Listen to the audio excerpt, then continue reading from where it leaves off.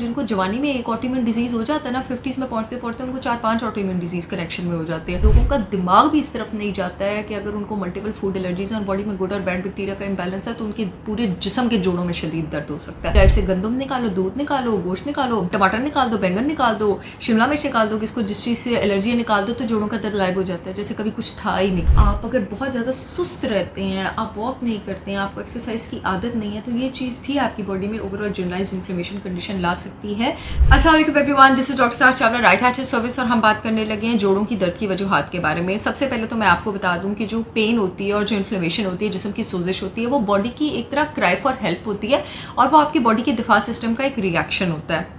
यानी आपकी बॉडी आपको ये सिग्नल कर रही होती है कि मैं तकलीफ में हूँ, मैं प्रॉब्लम में, कुछ प्रॉब्लम स्टार्ट हो गई है।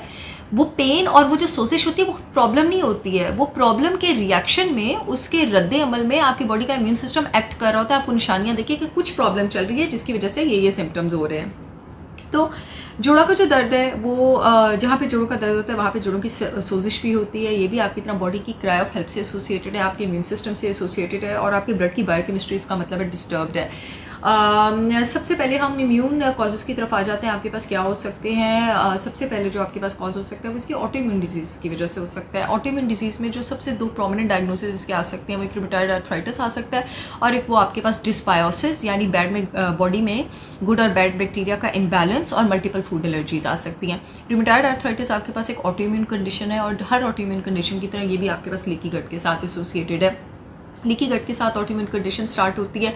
ऑटोइम्यून कंडीशन जहाँ पर एक होती है वहाँ पर मेजॉरिटी लोग जिनको जवानी में एक ऑटोइम्यून डिजीज़ हो जाता है ना, 50s में पहुँचते पहुँचते उनको 4-5 ऑटोइम्यून डिजीज़ कनेक्शन में हो जाते हैं, क्योंकि वो फिर सिर्फ एक चीज़ को, थायराइड का वो है, हाशिमोटोस खाली थायराइड को अटैक नहीं करा, फिर वो जाके आईबीडी भी कर रहा है, गट को भी अटैक कर रहा है, हड्डियों को भी कर रहा है, रूमेटॉइड आर्थराइटिस भी कर रहा है।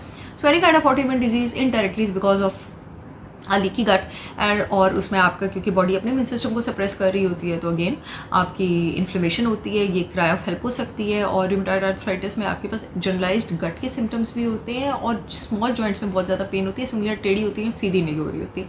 नेक्स्ट कॉज जो आपके पास डिस्बायोसिस हो सकता है, बॉडी में गुड और बैड बैक्टीरिया का इम्बैलेंस। लोगों का दिमाग भी इस तरफ नहीं जाता है कि अगर उनको मल्टीपल फूड एलर्जीज और बॉडी में गुड और बैड बैक्टीरिया का इम्बैलेंस है तो उनके पूरे जिस्म के जोड़ों में शदीद दर्द हो सकता है। और उसको इतना अरसा मेरे पास पेशेंट्स आते हैं, फिर मैं उनको करेक्ट डायग्नोसिस करती हूँ, आर्थराइटिस समझ के अपनी ज़िंदगी गुजार देते हैं। और वहाँ उनकी डाइट से गंदम निकालो, दूध निकालो, गोश्त निकालो, टमाटर निकाल दो, बैंगन निकाल दो, शिमला मिर्च निकाल दो, किसको जिस चीज़ से एलर्जी निकाल दो तो जोड़ों का दर्द गायब हो जाता है, जैसे कभी कुछ था ही नहीं। तो ये आपके पास बड़ा प्रोमिनेंट कॉज हो सकता है। नेक्स्ट आपके पास गाउटी आर्थराइटिस की शुरुआत हो सकती है, हाइपरयूरिसीमिया हो सकता है, जो कि रूमेटॉइड आर्थराइटिस से इस तरह डिफरेंट होता है कि उसका जो स्टार्ट होता है वो आपके पाँव के बड़े टो, जिसको मेटाटार्सोफिलेंजियल जॉइंट कहते हैं, वहाँ पे पेन होकर स्टार्ट होता है। बिकॉज यूरिक एसिड क्रिस्टल्स जो है वो बनने के लिए बॉडी में टेम्परेचर ज़रा कम चाहिए होता है और जो आपकी पेरिफेरीज होती हैं, उंगलियाँ और अंगूठे, वहाँ पे टेम्परेचर कंपैरेटिवली कम होता है खून की रवानी कम होने की वजह से, तो वहाँ पे वो क्रिस्टल्स पहले बनना शुरू होते हैं। तो शुरू में क्योंकि वहाँ पे क्रिस्टल्स बनना शुरू होते हैं तो दर्द वहाँ पे पहले होती है और ये पाँव के बड़े अंगूठे से नॉर्मली स्टार्ट होता है, तो ये भी आपके पास एक रीज़न हो सकती है। इसके अलावा इन जनरल आपके पास विटामिन डी और कैल्शियम की कमी अगर आपके पास बॉडी में हो, वो भी आपके पास एक बहुत बड़ी रीज़न हो सकती है। और उसका सिंपल तरीका, आप अपने विटामिन डी और कैल्शियम के जो टेस्ट हैं उसको आप कम्प्लीटली रूल आउट करवा लीजिए।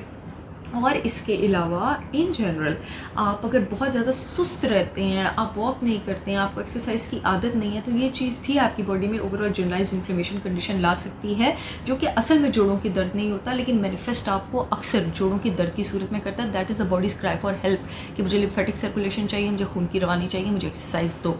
ये टॉपिक बहुत वास्ट है, इस पर इंशाल्लाह फिर बात होगी। आज you get another information video, तब तक के लिए अल्लाह हाफिज़।